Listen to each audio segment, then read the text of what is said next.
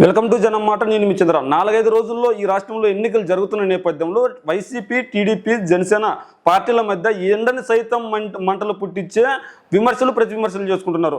మన రాష్ట్ర వ్యాప్తంగా కాదు, దేశవ్యాప్తంగా కాదు, ఈ ఎండాకాలం సూర్యుడు ఎంతైతే మండుతున్నాడో ఈ మంటకు సైతం సెగలు పుట్టించే రాజకీయ విమర్శలు ఏపీలో జరుగుతున్నాయి. ఇదే నేపథ్యంలో విజయవాడ ఈస్ట్ ఎమ్మెల్యే రాశిలీలు ఒకసారిగా బయటపడ్డాయి.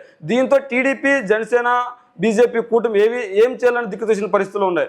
ఆ రాసలీలలు ఏంటంటే గద్దె రామ్మోహన్ దగ్గర పనిచేసే అమ్మాయిలతో తన చాటింగ్ ఏదైతే జరిగిందో ఆ చాటింగ్ ఇప్పుడు బయటపడింది. ఇదే విజయవాడ ఈస్ట్ మాత్రమే కాదు, ఏపీ వ్యాప్తంగా ఇదే చర్చలు జరుగుతున్నాయి. ఆ గద్దె రామ్మోహన్ ఏం మాట్లాడాడు, ఏం కథ అనేది ఒకసారి మనం ఆ చాటింగ్ లో ఇక్కడ గద్దె రామ్మోహన్ ఫోన్ నుంచి తీసిన స్క్రీన్ షాట్ ని ఒకటి జిరాక్స్ కాపీ తీసి బయట వైరల్ అవుతుంది. ఇక్కడ స్క్రీన్ షాట్ కూడా ఉంది, దాన్ని కూడా చూపిస్తా. ఇక్కడ విజయ్ అంటే Vijay about to start for me good బంగారం చూడాలని ఉంది. ఒరే ఇట్టరా నాకు చాలా ఉన్నాయిగా ఉంది, నిజం చెప్పు, నేను నీకు గుర్తొస్తున్నానా ఎప్పుడు అన్నా అసలు ఓయ్ ఒరే బంగారం I like you fuck you అంటే ఇక్కడ చూడండి ఎంత పచ్చిగా మాట్లాడుతున్నారు, ఏం కథ అన్నది.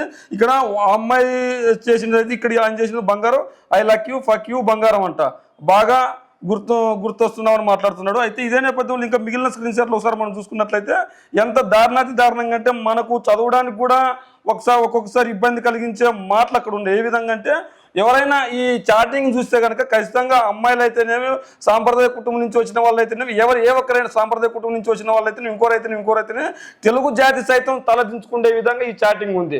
తెలుగు జాతి ఇలాంటి మాటలు మాట్లాడతారో ఒక అమ్మాయితో ఒక ఎమ్మెల్యేగా ఉంటూ, ఒక ఎమ్మెల్యే అభ్యర్థిగా ఉంటూ ఇలాంటి మాటలు మాట్లాడతారో అన్న ఇది కూడా ఉంది.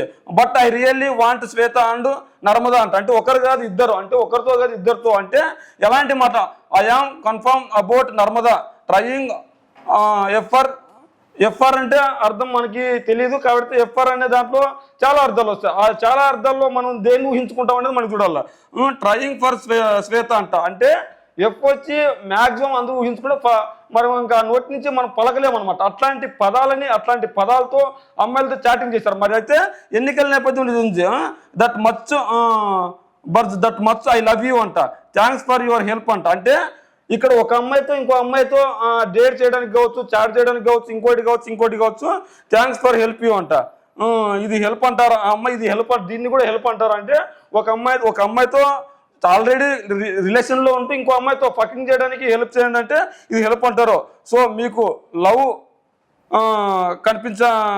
కనిపించట్లేదా అంట, మీకు లవ్ అంటే అమ్మాయికి లవ్ కనిపించట్లేదా, లైఫ్లో ఫుడ్ లేకుండా అయినా ఉండగలరు కానీ నీ రిలేషన్ లేకుండా ఉండలేను, లైఫ్లో తిండి తినకుండా అయినా ఉండగలను కానీ నీ రిలేషన్ అంటే ఇక్కడ సెక్స్ అని లేకుండా ఉండలేను అంటున్నారు. ఈ మాట అనకూడదు, కానీ ఎందుకు అనాల్సి వస్తుందంటే ప్రజలకు తెలియాలి ఎట్లాంటి వాళ్ళు ఎమ్మెల్యేలుగా ఉన్నారు, ఎట్లాంటి వాళ్ళు పోటీ చేస్తున్నారు, ఎట్లాంటి వాళ్ళు బయటకు వస్తున్నారు అన్నది కూడా మనకు తెలియదు. అంటే ఫుడ్ తినకుండా అన్నా ఉండగలను కానీ నీ రిలేషన్ లేకుండా, అంటే ఒక అమ్మాయితో ఒక అమ్మాయితో చాట్ చేస్తూ ఒక అమ్మాయితో రిలేషన్లో ఉంటూ ఒకరు కాదు ఇద్దరు, అంటే ఒక అభ్యర్థి మళ్ళీ దానికి తోడు ఆయనకి ఆల్రెడీ పెళ్ళి అయింది, పిల్లలు ఉన్నారు. మరి ఈ నేపథ్యంలో పెళ్ళైన అతను ఇంకో అమ్మాయితో ఫుడ్ తినకుండా ఉండగలడు కానీ ఆ అమ్మాయితో రిలేషన్ లేకుండా ఉండగలడంట.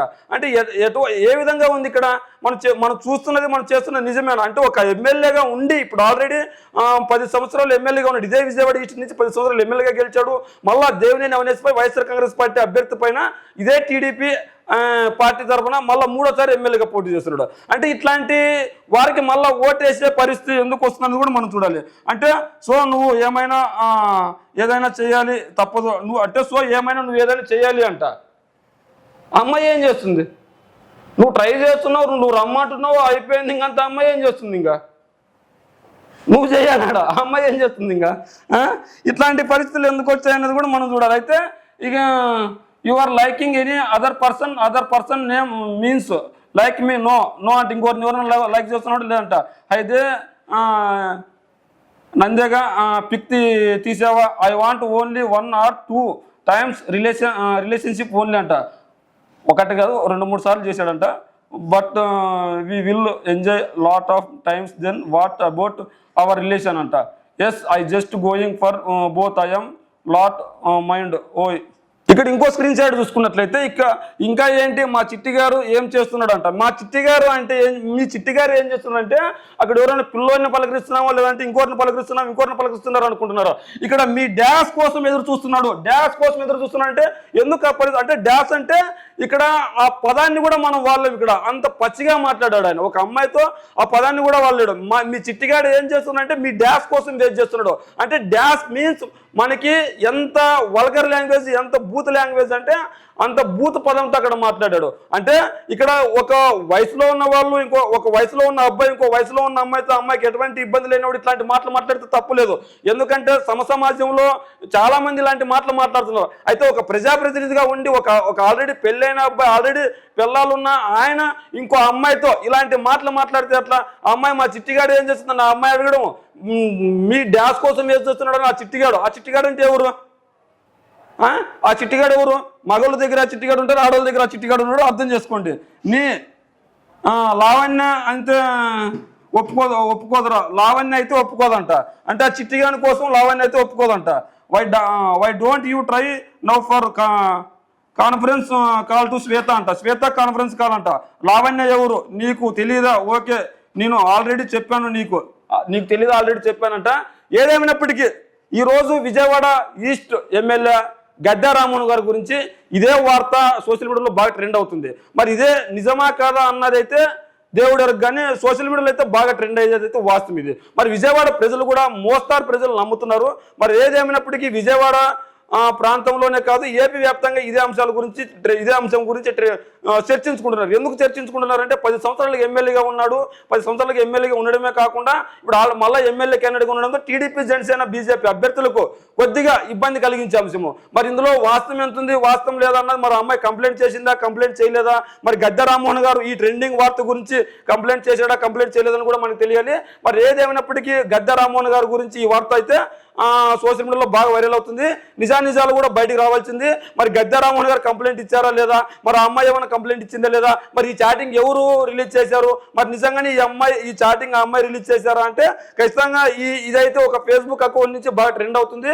మరి ఆ ఫేస్బుక్ లో ఎవరు పెట్టారు అన్నది కూడా మనం చూడాలి. మరి గద్దె రామ్మోహన్ గురించే ఎందుకు ఈ వార్త వైరల్ అవుతుంది, మరి మిగిలిన వాళ్ళ గురించి ఎందుకు వైరల్ అవ్వట్లేదు అంటే కొద్ది గొప్ప నమ్మే అవకాశం కూడా ఉంటుంది. మరి గద్దె రామ్మోహన్ గారు ఎక్కడైనా ఫిర్యాదు చేసేటప్పుడు ఫిర్యాదు చేసింటే పోలీసులు మరి ఎటువంటి కేసు నమోదు చేశారు, ఏ సెక్షన్ల కింద కేసు నమోదు చేశారని కూడా చూడాలి. మరి విజయవాడ ఈస్ట్ ఎమ్మెల్యే గద్దె రామ్మోహన్ గారు రాత్రిలో సోషల్ మీడియాలో బాగా వైరల్ అవ్వడాన్ని మీరు ఎలా చూస్తారు? మరి ఇందులో వాస్తవం ఎంత ఉంది? మరి గద్దె రామ్మోహన్ గారు వార్తలు మీరు నమ్ముతారా లేదా అనేది కూడా మీ కామెంట్ రూమ్లో తెలియజేయండి.